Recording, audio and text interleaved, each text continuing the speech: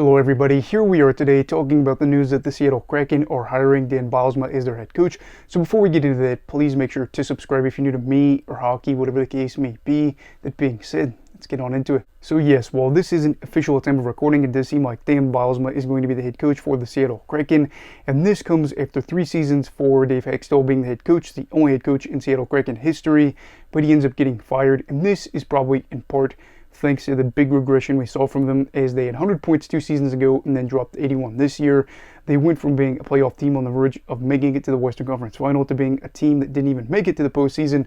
Clearly the organization saw an issue here and is not where they want to be, so they end up doing a big shakeup here and getting another head coach. And this one's big for a couple of reasons. Bylsma is, to start off, a former NHL head coach that has seen success at the NHL level. Now he's coached with the Pittsburgh Penguins and the Buffalo Sabres. Things were not incredible with the Buffalo Sabres. When you looked at the time with the Pittsburgh Penguins, though, things went pretty well. Multiple trips to the playoffs, and importantly, a 2009 Stanley Cup victory. So he was the head coach for a team that won the cup. And then 2, he won the Jack Adams in 2011. So if you're somebody that looks at credentials like these things and say, this is what defines us and this is how we want to go out there and get a name as a head coach and bring them in to be able to help maybe get us to that level, this is certainly one of those checks you would tick off in a box for your checklist. And this also is interesting as well because he is their AHL head coach at the moment for the Chili Valley Firebirds. I just messed that up there, but yeah, he has seen success in the AHL level with the Firebirds as they went to the 2023 Calder Cup, and then this year they are in the Western Conference Final.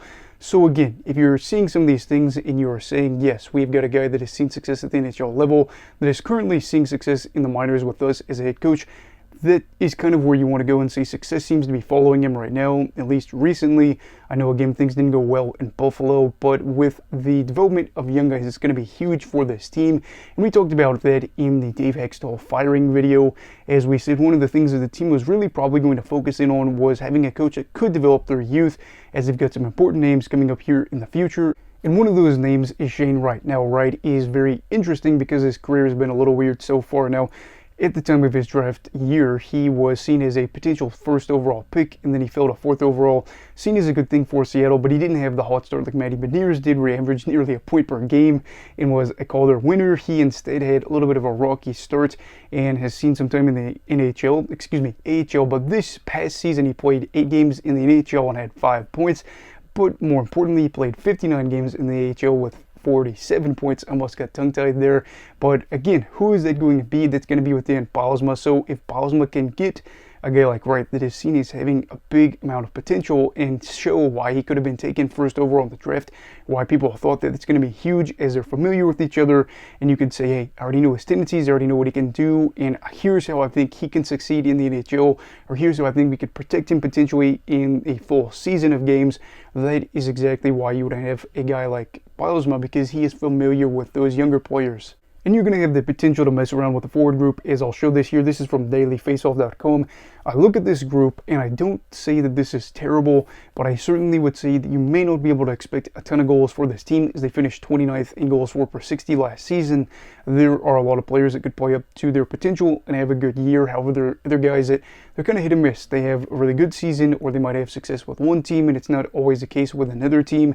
And I see maybe more of an opportunity for some of these AHL guys to give them a bit of the carrot and give them a reason to try to get motivated, saying, hey, I already coached you before, and you can make it up to the NHL level and get an opportunity. Of course, one of these guys would be missing an opportunity as well, but a guy like Cole Lind ended up having 65 points in 69 games played, I believe. For Bylsma could be a good guy here. Again, trying to motivate them and say, I already know what you can do. I know what you're capable of. Why don't you get an opportunity at the top level? See what you can do there out on the wing and see if we can try to create more goals. Just kind of figuring out how that will all work, as you will probably see the line shuffle a bit for a team that struggled to create goals. And don't get me wrong, Bylsma does have a lot of work cut out for him trying to get things going. I don't want to say that things are going to work perfectly here, and I think a lot of this is centered around the offense, like we talked about, as a 5-on-5 strength. They were 20th in the league for goals for per 60, and they were not a team that was able to have a comeback at all, as when they were trailing after the second period, they were 2-29 and 5 in that span. So again, you're looking at over 30 games where they were trailing after 2 periods, and they just had 2 comeback victories. That is going to be a huge issue.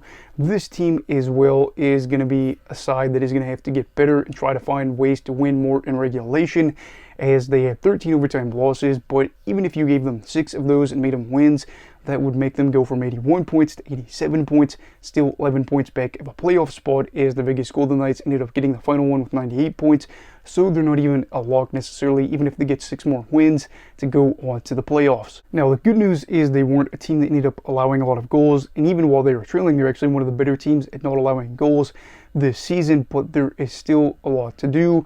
And while we could look on the more positive route and say, oh, we've got a cup-winning head coach that has seen success with us at the AHL level, this will seamlessly transition and we will become a playoff team that is on the more positive end, or more on the realistic end, where I see a world where Seattle may be able to get more wins, but it's going to be more difficult than you'd expect, because again, I'm looking at this roster and it doesn't fill me with fear, and they might have to find a kind of gritty way to get there. That's not even saying that they have to be physical, just more so that they're going to have to find ways to possibly win close games, that they're going to have to find ways to get out to an early lead instead of trying to play from behind and try to come back.